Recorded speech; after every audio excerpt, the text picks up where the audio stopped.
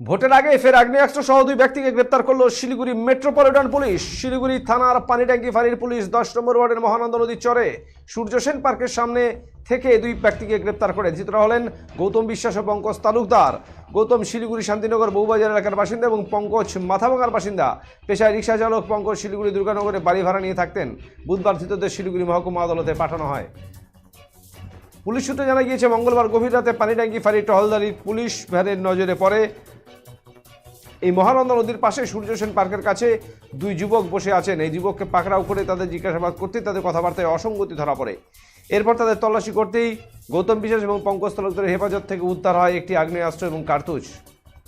ধৃত গৌতম বিশ্বাসের হেফাজত থেকে উদ্ধার হয় একটি আগ্নেয়াস্ত্র এবং পঙ্কজ তালুকদারের থেকে উদ্ধার হয় একটি কার্তুজ। ধৃতরা শিলিগুড়িতে গতকাল রাতে কোনো অপরাধমূলক কাজকর্ম ঘটানোর ছক করছিল বলে এই পুলিশের প্রাথমিক অনুমান। ধৃত দুজনকে বুধবার শিলিগুড়ি আদালতে পেশ করে গোটা ঘটনা তদন্ত করছে পুলিশ।